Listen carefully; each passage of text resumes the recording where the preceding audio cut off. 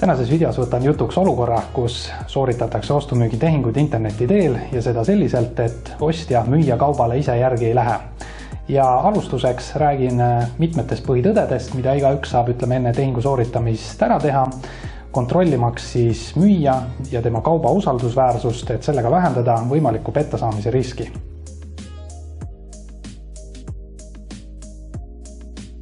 Elementaarne on igas tehingus teada, kes on kauba müüja. Kui te näete Facebookis näiteks müügikuulutus, siis ärge kohe tõtake ja tegema järeldust, et müüja kuva nimi ongi tema tegelik kodaniku nimi. Ja siit kohe esimene soovitus, et küsigegi müüjalt, mis on tema tegelik nimi. Ja kui teil seal tekib näiteks kõhklusi, kahtlusi mingil põhjusel või teisel, siis pole paha idee küsida ka näiteks isikut tõendavat dokumenti. Müüja, kes on aus, tema kavatsused on ausad ja aatelised, siis ma ei usu, et seal tekib mingisugust erilist kõhklust. Aga see vastu jällegi müüja, kes asub keerutama, et milleks on tema õiget nime vaja ja nii edasi. No seal ma arvan, võib küll juba julgelt teha järelduse, et müüjal vist on midagi teie eest varjata ja ehk olekski siis hea mõte see tehing lasta endast mööda.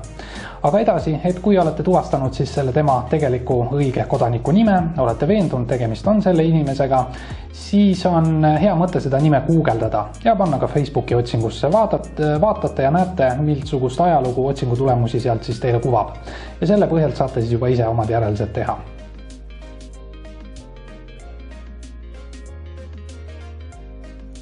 Nii, oletame, et olete siis tuvastanud müüja õige nime, teile see kaup meeldib, hakkate siis seda ostu sooritama ja müüja palub siis sooritada ülekanne. Vot siin peate nüüd olema tähelepanelik.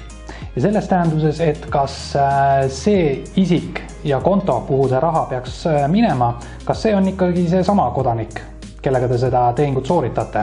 Ehk et, tahan öelda, kui see rahasaaja nimi on erinev, siis see on nagu see koht, kus peaks väike häirekell lööma hakkama. Selles tähenduses, et müüja enda konto on siis järelikult blokeeritud ja nagu me teame, et ega selleks palju põhjused ei ole, miks need kontod blokeeritud on, et küllap on siis seal kohtutäituriga mingid probleemid. Aga miks see teid võib mõjutama hakata on see, et näiteks kui pärast selgub, et see kaup on ebakvaliteetne või seda kaupa ei tulegi ja teil tekib selle müüja vastu siis raha tagastamise nõue ja kui lõpuks saategi näiteks kunagi hea kohtuotsuse, siis lihtsalt tuleb teil arvestada, et te olete seal ootejärjekorras.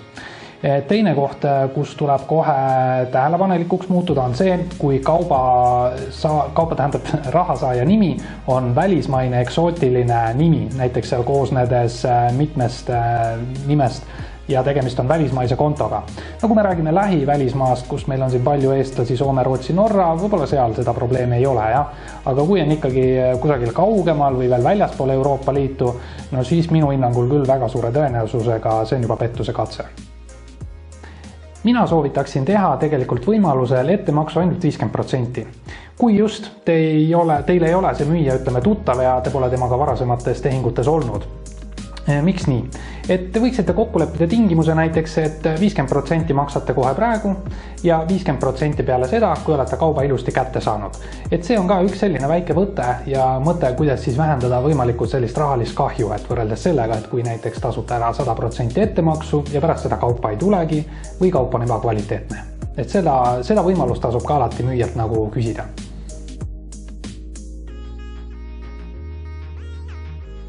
Nii ostja kui müüja seisukohast vaadatuna oleks tegelikult hea mõte alati leppida tehinguga kokku just nimelt lisatingimused. No esimese asjana võiks olla see, kui nüüd eraisik müüvad omavahel, müüvad, et kas kaubal on tagastusõigus ja kas kaubal on garantii. Noh, muidugi ütleme riiete ostumüügi puhul ei saa te garantiid nagu anda, aga ütleme tehniliste asjade puhul küll, eks jah. Siis edasi, kuidas jaguneb näiteks saatmiskulu. Kas see jääb täielikult ostja kanda või teevad ostja müüja selle pooleks? See on juba jälle igakordselt kokkuleppe küsimus. Ja siit edasi, et kui me räägime kokkuleppest, on ju siis seda tegelikult defineeriks ja kirjeldaks kõige paremal viisil nagu leping. Et alati tasub nagu küsida, et kas näiteks müüja soostub tegema ka lepingu. No kui ta ei soostu või ei saa või on seal mingid muud kolmandad põhjused, siis põhimõtteliselt teie omavaheline kirjalik arutelu, see mida te näiteks Messengeri aknas peate või Skype'i või mingis muus esitamist võimaldavas vormis, need põhimõtteliselt ka kvalifitseeruvad lepingu tingimusteks. et lepinguks ei ole igakordselt ainult see, kui allkirjastataksegi mitmeleheküljeline leping, et see on ka selline laialt levinud väärarusaam. Mida täpsemad te olete nendes tingimustes, kas või seal Messengeri aknas ja müüja ka kinnitab, et jah, temale sobib, siis seda parem on ka teie positsioon, ütleme nii mõlema seisukohast, nii müüja kui ostja. Ja kui selliselt see kaup sünnib, siis need lepingu tingimused, mis te seal arutasite, on mõlemale poolele kehtivad. Teil on siis sellises olukorras 2 õiguskaitse võimalust. Neist esimene on teatada, et soovite tehingust taganeda. Selleks te peate esitama siis lihtsas vormis ütleme nimetatud sooviavalduse või tahteavalduse õiguskeeles. Ja see seisneb siis selles, et peategi sõnaselgelt ütlema, et te soovite tehingust taganeda. Aga sellisel juhul te peate ka põhjendama seda, et miks te soovite tehingust taganeda. No siin näiteks põhjusteks võib olla see, et kas kaupa ei tulnud, ütleme mõistliku aja sees, et toome siis näite, et ütleme Eesti-sisene saatmine ja kaupa ei ole tulnud teile kauem kui seal 3-4 päeva jooksul. Ja müüja ei ole esitanud ka ühtegi seda paki jälituskoodi, mille põhjal te saate veenduda, et kas see kaup on nüüd siis nagu postiteenuse tõttu kinni kusagil vahelaos või mis seal muud põhjused on.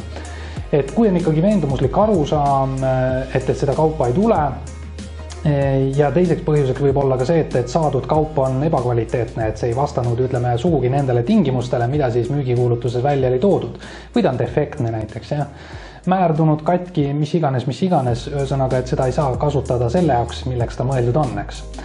Ja sellest taganemisavaldusest te peate siis ka kirjutama sellest, et te soovite oma raha tagasi, millisele kontole ja milliseks tähtajaks. Aga siin nüüd on oluline tähele panna seda, et kui te taganete tehingust, siis teieni jõudnud kaup, seda olukorras, kui ta jõuab, et on defektne, siis tuleb teil seesama kaup ikkagi müüjale ka tagastada. Tagastamise te peate nüüd leppima müüjaga ise omavaheliselt kokku.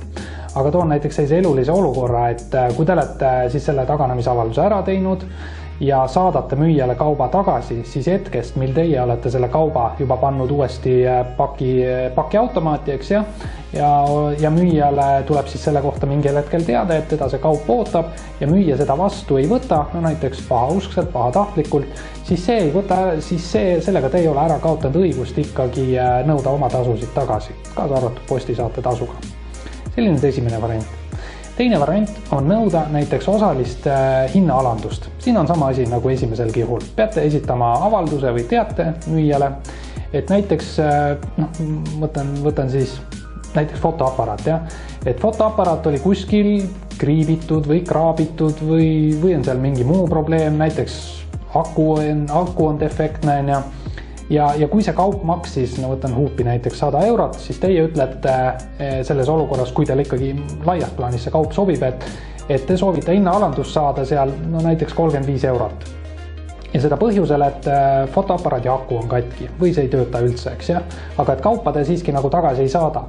Siis on ka tegelikult see koht, et teil tuleb seda olukorda võimalikult, näiteks müüja võib selles olukorras nõudagi, et aga palun tõesta nüüd sina kui ostjana, et see olukord on tõesti nii.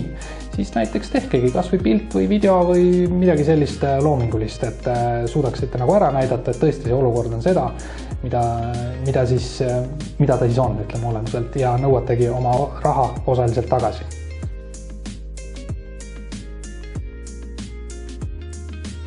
Ega siis selles olukorras teil tõttu öelda muud üle ei jää, kui ainult pöörduda kohtu poole.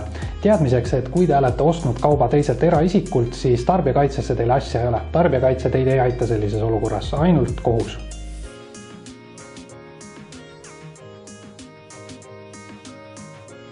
Kui te sooritasite ostumüügitehingu juriidilise isikuga, olles ise eraisik, siis on selline suhe tarbijasuhe. Ja tarbija suhtes on selline eripära, et siin esineb selline õigus nagu 14-päevane tagastusõigus. Aga seda juhul, kui te saite ostetud kauba kätte näiteks postipakiga, ühesõnaga, et te ei läinud ise müüja juurde kauplusesse järgi. Ja 14-päevase tagastusõiguse, ütleme selle aja kulgemise sees, teil on õigus esitada siis müüjale samamoodi tehingust taganemise soov. Ja kusjuures siin on nüüd erinevus see võrreldes eelmises lõigus räägituga, et te ei pea üldse põhjendama, miks te soovite tehingust taganeda. Kui olete taganemisavalduse esitanud, lasub müüjal kohustus teile siis makstu välja maksta. Aga siin on oluline nüüd tähele panna ja märkida seda, et kauba peate tagastama samasuguse komplekssena. Kaup ei tohi olla hävinud ega kahjustatud. Ja ka mõndades vaidlustes tean, et on oluliseks peetud ka seda, et kas ka kauba pakend, ütleme, on säilinud. Et ilmselgelt, kui te seal mingid kilesid lõikate katki, see ei saa nagu olla suur puuduseks, aga ikkagi kauba pakend peab olema ka säilinud. Et kui selle annate tagasi, siis tuleb sellega nagu arvestada, et müüja võib seda teilt nõuda. Ja kui teil tekib vaidlus, et näiteks müüja ei soostu kaupa tagasi võtma ega teile ka raha tagastama, siis teadmiseks, et teid saab aidata tarbijakaitse antud juhul. Kuid oluline on teada, et tarbijakaitsesse pöördumisel ja kui tarbijakaitses saate hea otsuse, siis seda otsust, näiteks raha tagasinõude tähenduses, te ei saa anda kohtutäiturile. Kohtutäitur ei saa teid aidata sellises olukorras, sest tarbijakaitsekomisjoni otsused ei ole sundtäidetavad. Et saada sundtäidetavat otsust, siis te peaksite pöörduma otse kohtusse. Minu kogemus taolist liiki vaidlustes on see, et pigem otstarbekam on otse kohtusse pöörduda, sest hea kohtuotsuse saades, nagu enne ka öeldud, teil on võimalik anda kohtuotsus koheselt siis kohtutäiturile sissenõudmiseks. Kuidas siis turvaliselt kaubelda internetis? Punkt 1, tuvastage oma müüja isik. Punkt 2, küsige kauba kohta võimalikult palju veel lisainfot, tingimusi.